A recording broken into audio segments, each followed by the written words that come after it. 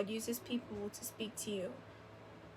Another thing I really like about this verse, or about Psalm 25, is that we need to trust in the Lord, right? Many times in Psalm 25 does David say, I trust in you, O God, right?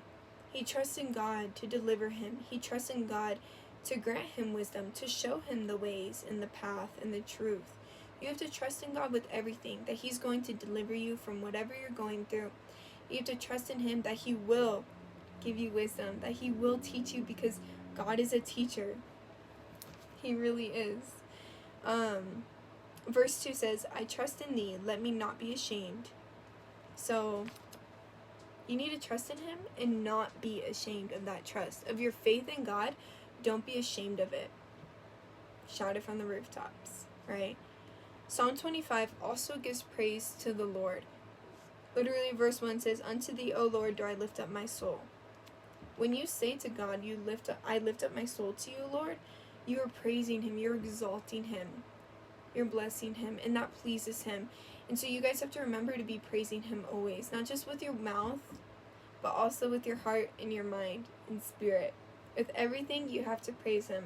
With the way that you live, the way that you dress, the way that you talk, what comes out of your mouth, you need to be praising him. Verse 9 says, the meek will he guide in judgment, and the meek will he teach his way. That's why it's important to be humble and meek, because only then will he teach you. Will he guide you in his judgment and teach you his way. Verse 8 is also really good. Good and upright is the Lord, therefore will he teach sinners in the way.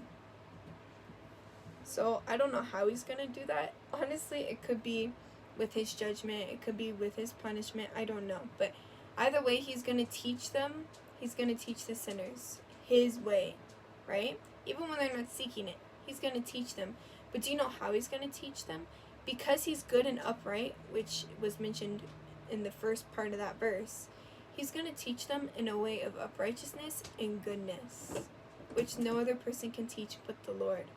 The Lord is going to teach you his ways, not in a rude way, but he's going to teach it in an uprighteous and good way, because the Lord is upright and good. And we need to praise him for that. So after David talks about the secret of the Lord is with them that fear him, he then begins to cry out to God, right? Not only does he trust in him, not only does he fear the Lord, but he also cries out to him because he trusts him, right? So in verse 15, he basically says that the enemy always wants to trap us, right? But that the Lord, he keeps us safe from the enemy, that he plucks us from the trap. We may go into the net, we may feel like we're falling, but the Lord will pluck you right out, right? But what you need to do is you need to turn to him, okay? You need to turn to his mercy and come to him. David cries out. He says, the troubles of my heart are enlarged. Bring thou me out of my distresses. Look upon my affliction and my pain and forgive all my sins. So, I know many people can relate with David in that. Honestly, I can too, with that affliction. When you're feeling desolate and alone, when you're feeling hurt. But as David did, we need to cry out to God. And David was feeling a lot of affliction. Verse 21 is extremely important. This is how we need to be living, so you definitely should pray this. Let integrity and uprightness preserve me, for I wait on thee. We're always waiting for God, right? We're waiting for him to come back.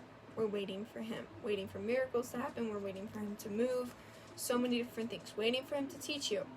In the moment of your waiting, you need to do that with patience. You need to do it with integrity and uprightness. As Christians, we need to live with integrity and uprightness, because that's what's going to preserve you in this time of waiting. Alright. That is all that I have for today. God bless you guys, and hopefully God can guide you and teach you in the way that he has for you, and you begin to fear him. So, see you guys next time.